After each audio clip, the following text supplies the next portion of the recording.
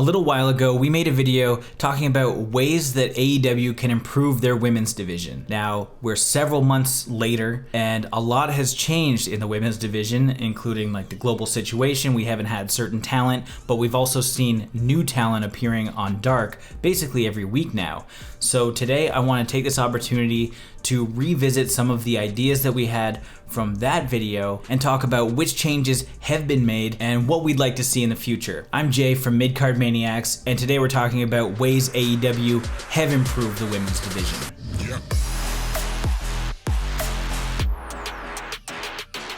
Unlike the other video, this is going to be not scripted. This is completely off the cuff.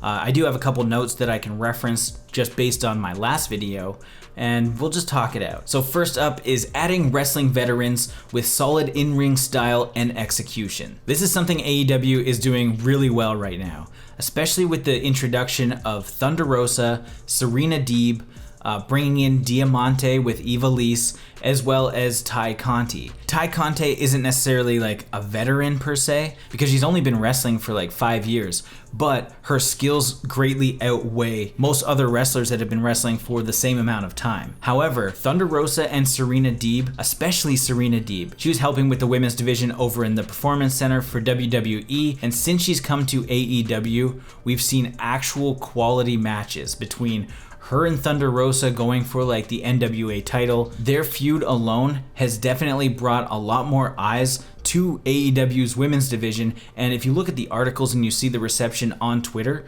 it isn't as negative as it used to be. I mean, wrestling Twitter is pretty toxic these days, especially when it comes to AEW women, but it's because we all care so much. But at the same time, it's like every week or two, there are a lot more people praising the women's division than they are bashing it. And a big part of that is having more talented wrestlers helping out some of the younger talent, or even just fighting each other so that people take the division seriously, which is fantastic. Moving on to more interesting feuds. Back when we made that other video, the only feud that really existed was Bea Priestley versus Britt Baker. They cut like 1 or 2 promos before like Fight for the Fallen, I think, and that was it. Since then, we've had multiple feuds. I mean, obviously some had to be shelved simply because of COVID-related reasons, or even just injuries like Chris Statlander, and even Britt Baker. However, when Britt Baker was injured, she still had this feud with Big Swole. It was a nice way to get women on Dynamite and get people thinking about the women's division, even if they weren't in many matches. We've had Anna Jay step up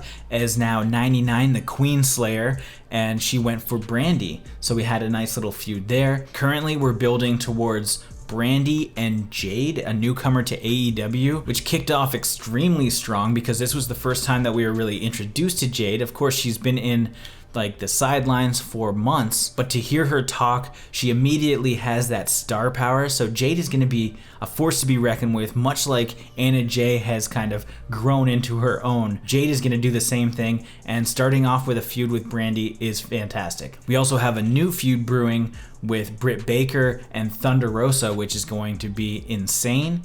So there are these little feuds that are growing and evolving all over the place. And we also have like maybe the slow burn of Ty Conti versus Anna Jay one day, because obviously they're best friends right now. They're really bonding, much like Nikki Cross and Alexa Bliss situation, where eventually you know that they're going to have to butt heads and they're going to go one-on-one. So this is going to be a slow burn feud for sure. And we've even had like micro conflicts with Kylan King getting involved sometimes. So I think that the feuds have been working.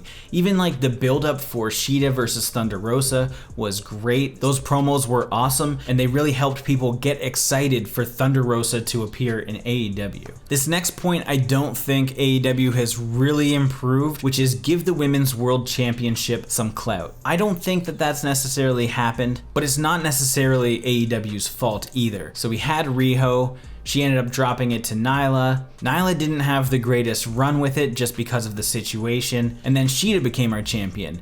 Shida has defended the title quite a bit, although it doesn't seem like they're actually utilizing it as much as they could. Whether that's because TV time for Dynamite, for women specifically, is very limited, usually to only about 10 minutes per episode, which is really unfortunate, but maybe that's why. So Shida hasn't been necessarily on Dynamite as much. Currently you're seeing Anna Jay with more on-screen time than the women's champion. Now, it is good to some degree that Shida has retained for so long, because now when she loses the belt, there's going to be shock, and I think there's going to be a good revenge story there with whoever actually takes it. And when this comes out, maybe Anna Jay is already the champion. It could very well happen because they are pushing her a lot right now, but I don't know that the Women's World Championship has a lot of clout at the moment. I think that the NWA title has more clout in AEW than the AEW Women's World Championship does, and that's kind of a problem. I like the NWA Championship being in AEW. I think that's really cool because we're seeing stars like Allison Kay from NWA come over, Thunder Rosa. Hopefully we'll see some Marty Bell in the future, as she's recently been released from NWA. There are great opportunities there with the title, and it is bringing more interest to the women's division. However, it is making the AEW Women's World Championship kind of put on the back burner, and it's not given the importance that I still think that it deserves. Next up is letting wrestlers with strong gimmicks be themselves. This is kind of a trickier one because some of the people with the strongest gimmicks haven't really been around in AEW, like the magical girl Yuka Sakazaki can't obviously be in the country. Chris Statlander, our alien, she's been injured, so there's nothing she can do. But we have been introduced to people like Abaddon, who has completely been herself. She stays in character on social media. Another big change that we've seen is Britt Baker transition into a heel, because at the time Britt Baker, they were trying to push as this baby face, and they were kind of touch and go with her turning into a heel. Like, she would do heel stuff, but she hadn't quite converted, and that definitely made her one of the top stars in AEW, even when she was injured and not performing, which is great. Her back and forth with Tony Schiavone has been excellent, and I just love her complete transition. Now we're also seeing people on Dark like Elena Black come in. She's got like the goth vibes. We have Vipress coming in, who's got a very similar style.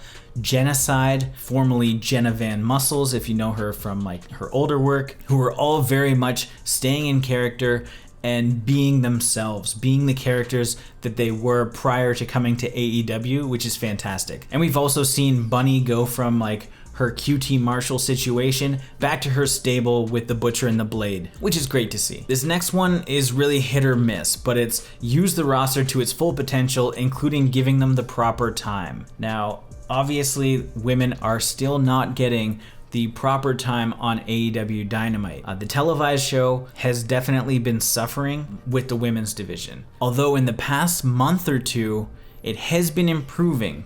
The matches used to be 5-minute squash matches 100% of the time. Usually it's like a half an hour before the end of Dynamite. While the women are still staying in the same time slot, they are given more time. It's like I've seen now 8 to 10 minute matches, which again is pitiful, but it's an improvement. But recently we've seen more promos. We had Britt Baker run in on Thunder Rosa, which is adding more excitement, building these feuds on Dynamite, which is great. And people are really looking forward to that kind of thing, which I think is going to tip AEW off a little bit more, that they could, you know, start putting more women's promos throughout Dynamite and people will still enjoy it. When it comes to television, I know that there's like certain demographics and stuff that they're trying to hit, and they know more about like the exact positioning of which matches and which promos would do well.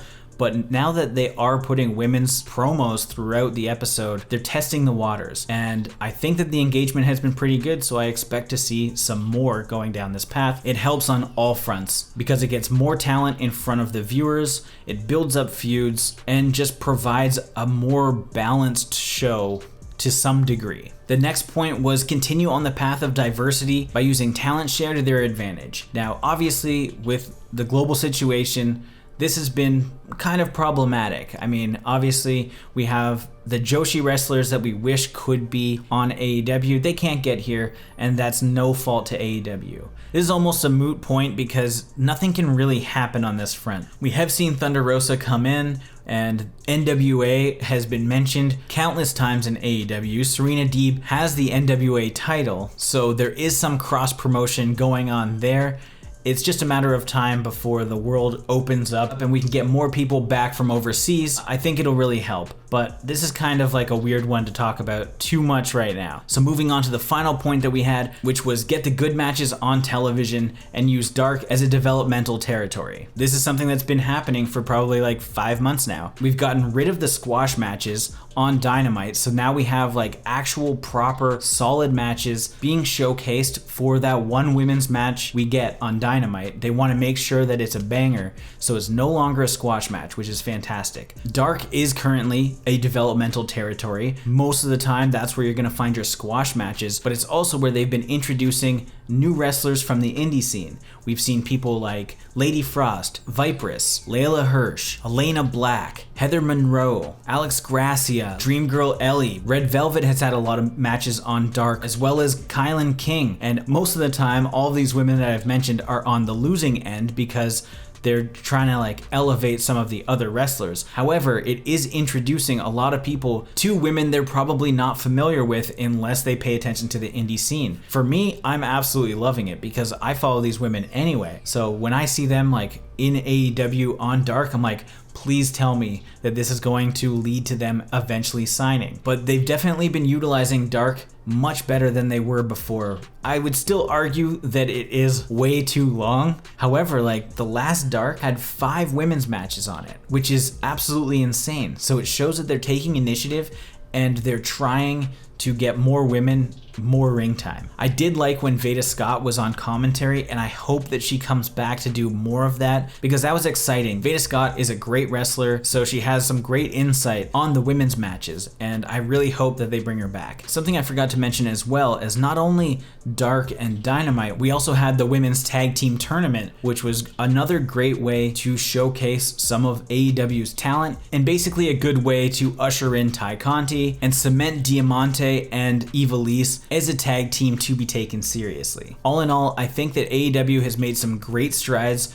with the women's division, especially in the last like 2 months. We've seen more promos, we've seen more quality matches on Dynamite, we've seen women really take on proper fleshed out characters, we're seeing some more feuds being built and multiple at one time, not just going for the title. I do think that the title needs to be defended a little bit more. I think it needs more presence. I like Shida, but I think it's time for her to drop it to somebody else like Anna Jay that will simply be around and holding the title more often as the Dark Order gets in matches. She comes out holding the belt. It'll get more recognition just on TV in general, and I think it's really important for the title itself. What do you guys think about AEW Women's Division and how it's improved? It's obviously not the best. I completely understand that, but I do want to hear your thoughts on what you think have been the upsides to what AEW is doing with the women's division. Let me know in the comments. If you like this video, like the video, and if this is your first time here, make sure you subscribe to the channel to stay up to date with everything